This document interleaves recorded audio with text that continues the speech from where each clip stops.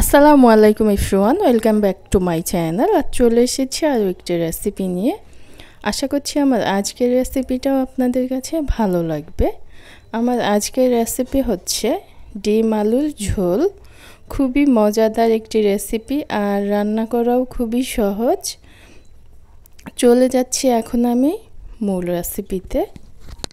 একটি প্যান বসিয়েছি আর তেল দিয়ে দিচ্ছি আমি এখানে 1 ফুড কাপ পরিমাণে সয়াবিন তেল দিয়েছি, হাফ চামচ পরিমাণে দিয়েছি লবণ।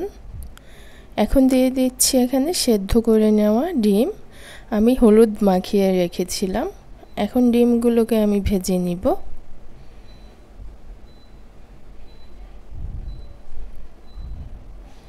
ডিমগুলোকে আমি ভেজে নিয়েছি, এর বেশি ভাজা যাবে না, তাহলে শক্ত হয়ে যাবে। তুলে নিব। ডিমগুলো তুলে নিয়ে দিয়েছি এখানে 1 কাপ পরিমাণে পেঁয়াজ কুচি।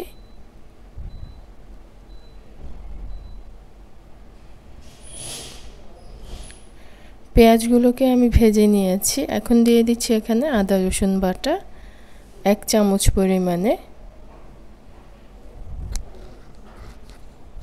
জিরা বাটা দিয়েছি হাফ চামচ পরিমাণে। 2-3 সেকেন্ড আমি মশলাগুলো তেলের মধ্যে ভেজে নিচ্ছি।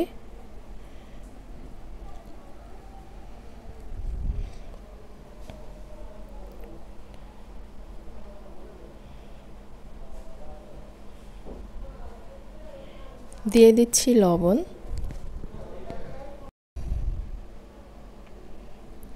তেলের মধ্যে কষিয়ে নিলে কাঁচা গন্ধটা চলে যাবে।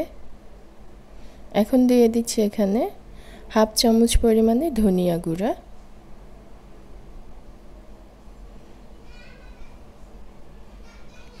এখন দিয়ে দিচ্ছি হলুদ গুঁড়া হাফ চামচ পরিমাণে, মরিচ গুঁড়া দিয়ে দিচ্ছি 1 চামচ পরিমাণে। ঝালটা যে যেমন খেতে পছন্দ করেন।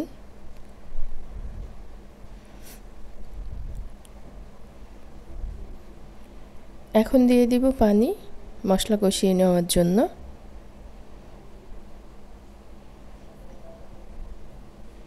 এক কাপ পরিমাণে পানি দিয়েছি, নেড়ে চেড়ে মিক্স করে এখন আমি ঢেকে দিব।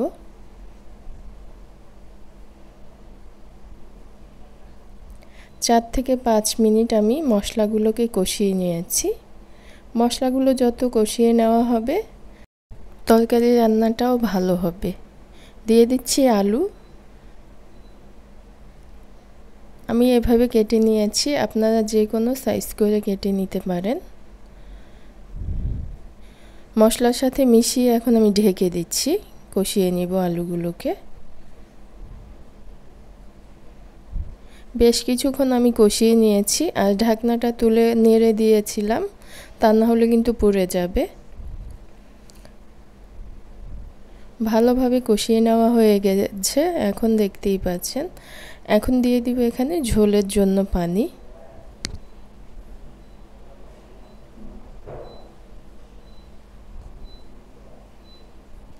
একটু ঝোল ঝোল রাখবো, তাই পানি একটু বেশি দিয়েছি।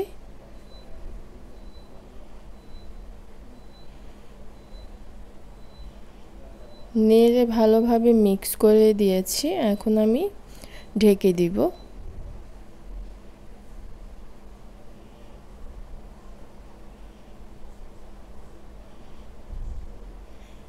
বেশ কিছুক্ষণ জাল করে নিয়েছি।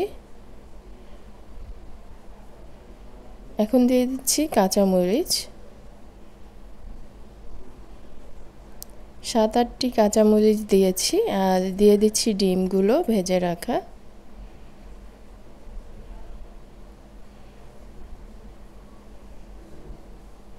ঢেকে দিচ্ছি।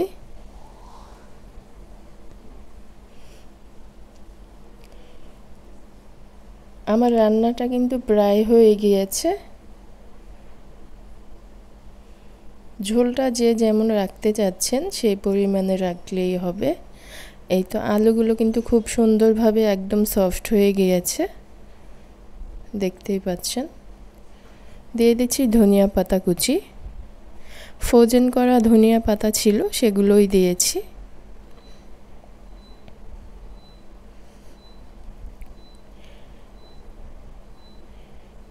নেড়েচেড়ে মিক্স করে দিয়েছি। এই তো হয়ে গিয়েছে। চুলাটা এখন আমি বন্ধ করে দিব। আর ঠান্ডা হলে এগুলো আরেকটু টেনে যাবে ঝোল। আশা করছি আমার আজকের এই ডিম আলুর রেসিপিটা আপনাদের কাছে ভালো লেগেছে। ভালো লেগে থাকলে প্লিজ একটি লাইক দিয়ে দিবেন। আর যারা এখনও আমার চ্যানেলটাকে সাবস্ক্রাইব করেননি প্লিজ সাবস্ক্রাইব করে দিবেন। আজকের মতো এখানেই বিদায় নিচ্ছি। আবার ফিরে আসব নতুন কোনো রেসিপি নিয়ে। সে পর্যন্ত সবাই ভালো থাকবেন, সুস্থ থাকবেন। আল্লাহ হাফিজ।